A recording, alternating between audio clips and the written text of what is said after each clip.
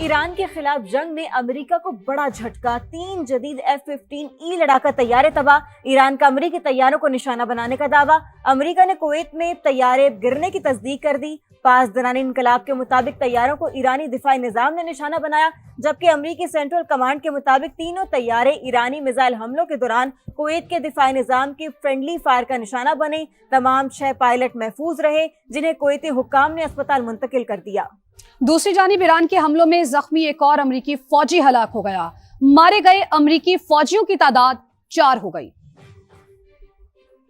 امریکی اور اسرائیلی جارحیت، ایران کا پلٹ کر وار، امریکہ کے 3 طیارے مار گرائے، پاسداران انقلاب نے بڑا دعویٰ کر دیا، بتایا امریکی طیاروں کو ایرانی دفاعی نظام نے نشانہ بنایا، امریکی طیاروں نے ایرانی حدود کی خلاف ورزی کی جس پر انہیں نشانہ بنایا گیا، ہٹ ہونے کے بعد F-15 طیارے کویتی حدود میں گر کر تباہ ہو گئے، امریکہ کا رد عمل بھی سامنے آ گیا، طیارے فرینڈلی فائر کا نشانہ بننے کا دعویٰ کر دیا، سینٹ کام کے مطابق ایران مسلسل میزائل اور ڈرونز برسا رہا تھا، کویت کا دفاعی نظام بھی فعال تھا، اسی دوران طیارے فرینڈلی فائر کا نشانہ بن گئے، تینوں طیاروں کے تمام 6 پائلٹس بحفاظت ایجیکٹ کرنے میں کامیاب رہے، سوشل میڈیا پر 2 امریکی طیاروں کی ویڈیوز اور 3 پائلٹس کی تصاویر سامنے آ گئیں، ایک زخمی پائلٹ کو گاڑی میں آکسیجن ماسک لگا ہوا دیکھا جا سکتا ہے، مقامی افراد نے پائلٹ کو کویتی حکام کے حوالے کر دیا۔ امریکہ اور اسرائیل کے حملوں میں شہید ایرانی سپریم لیڈر آیت اللہ سید علی خامنائی کی اہلیہ بھی شہید ہو گئی۔ امریکی جریدے وال سٹریٹ جرنل نے ایرانی میڈیا کے حوالے سے خبر دی ہے کہ خامنائی کی اہلیہ منصورہ خجستہ بھی گزشتہ روز حملے میں شدید زخمی ہوئی تھی، جو زخموں کی تاب نہ لاتے ہوئے آج جام شہادت نوش کر گئی۔ ایران پر بڑا حملہ بہت جلد آنے والا ہے، امریکی صدر ڈونلڈ ٹرمپ کی ایران کو بڑی دھمکی، ایک بیان میں امریکی صدر نے کہا ایران میں بڑی کارروائی ابھی باقی ہے، ابھی تک ایران کو پوری شدت سے نشانہ نہیں بنایا، جلد حملوں کی بڑی لہر ایران کی طرف آنے والی ہے، ہم ایران کی عوام کی مدد کرنا چاہتے ہیں۔ ہمارا مشن ایران کے میزائل پروگرام اور نیوی کو تباہ کرنا ہے، ایران کو جوہری ہتھیاروں کے حصول سے روکیں گے۔ امریکی وزیر دفاع پیٹ ہیگسٹ اور joint chiefs of staff general Dan Caine کی پریس بریفنگ، پیٹ ہیگسٹ نے کہا کہ ایران کی سرزمین پر امریکی افواج موجود نہیں، لیکن جنگ میں فتح کے لیے کسی بھی آپشن کو رد نہیں کیا جا سکتا، ایران کے خلاف جنگ میں جانی نقصان اٹھانا پڑ سکتا ہے۔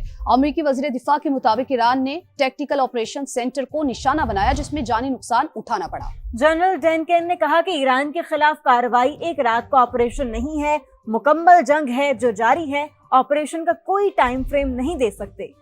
ایران نے آج بھی اسرائیل پر ڈرونز اور میزائلوں کی بوچھاڑ کر دی، پاسداران انقلاب کے مطابق تل ابیب میں نیتن یاہو کے دفتر اور اسرائیلی ایئر فورس کے کمانڈ سینٹر کو نشانہ بنایا، اسرائیلی وزیر اعظم دفتر میں موجود تھے یا نہیں اس کی تصدیق نہ ہو سکی، اسرائیل کے شہر بیرسبا پر میزائل گرنے سے 15 افراد زخمی ہوئے۔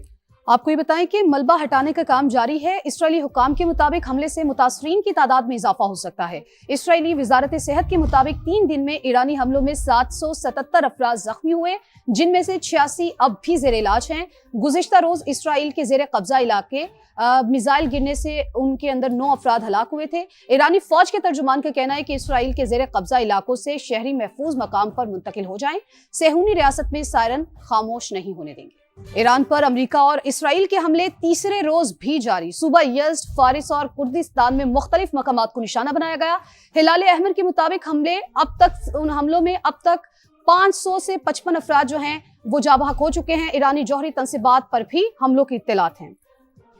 ایران پر امریکہ اور اسرائیل کے حملے جاری، دارالحکومت تہران میں کئی زوردار دھماکے، ایرانی میڈیا کے مطابق ڈپلومیٹک پولیس سینٹر کو نشانہ بنایا گیا، ایرانی صوبے یزد، فارس اور سنندج شہر پر بھی حملے۔ ہلال احمر کے مطابق اب تک 131 ایرانی شہروں پر حملے کیے گئے، جن میں 555 افراد جان سے گئے۔ ایرانی میڈیا کے مطابق مرنے والوں میں ایرانی فوج کے 5، پاسداران انقلاب کے 3 اہلکار شامل ہیں۔ تہران پر حملوں میں ایک چینی شہری بھی ہلاک ہو گیا، چینی وزارت خارجہ نے تصدیق کر دی۔ ایرانی سفیر برائے IAEA کے مطابق گزشتہ روز نتنز میں جوہری تنصیبات پر بھی حملے کیے گئے، جبکہ عالمی جوہری ادارے کا کہنا ہے کہ انہیں ابھی تک کسی جوہری تنصیب کے نقصان کی اطلاع نہیں ملی۔ مشرق وسطی اور خلیجی ممالک میں امریکی اڈوں پر ایران کے حملے، قطر ایئرپورٹ سمیت عوامی مقامات کو نشانہ بنایا، بحرین، کویت، عمان، قبرص میں بھی تابڑ توڑ حملے کیے۔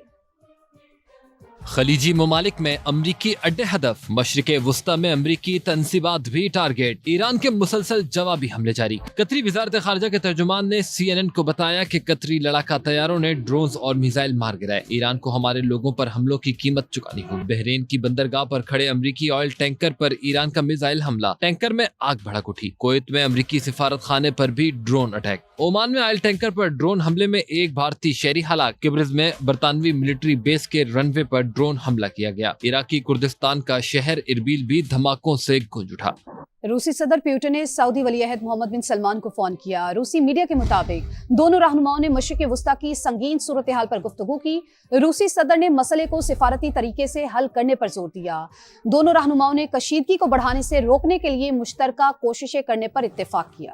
اسرائیل نے جنگ بندی معاہدے کی دھجیاں اڑاتے ہوئے ایک بار پھر حزب اللہ کے خلاف اعلان جنگ کر دیا۔ صہیونی فوج نے حزب اللہ کے سربراہ نعیم قاسم کو اپنا ہدف مقرر کر دیا۔ جنوبی لبنان اور بیروت پر خوفناک بمباری، حزب اللہ کے انٹیلیجنس ہیڈ کوارٹرز کے سربراہ کو شہید کرنے کا دعویٰ کر دیا۔ اسرائیلی حملوں میں 31 لبنانی شہری شہید، 149 زخمی ہو گئے۔ جنوبی لبنان میں درجنوں قصبوں کو انخلا کی وارننگ دی۔ جنگ زدہ علاقوں سے ہزاروں افراد محفوظ مقامات کی جانب نقل مکانی شروع کر رہے ہیں۔ اسرائیلی فوج کی پے در پہ حملوں کے بعد حزب اللہ نے بھی راکٹ داغ دیے۔ گولان کی پہاڑیوں میں اسرائیل کے زیر قبضہ علاقوں کو نشانہ بنایا گیا۔ لبنانی حکومت نے حزب اللہ کی عسکری سرگرمیوں پر پابندی عائد کر دی۔ وزیر اعظم شہباز شریف کا عمان کے سلطان حیثم بن طارق سے ٹیلی فونک رابطہ۔ ایران پر اسرائیلی حملے کے تناظر میں بگڑتی علاقائی صورتحال پر تبادلہ خیال کیا گیا۔ دونوں رہنماؤں نے قریبی رابطے میں رہنے، امن کی بحالی اور دیرپا علاقائی استحکام کو یقینی بنانے کے لیے سفارتی اقدامات کی حمایت جاری رکھنے پر اتفاق کیا۔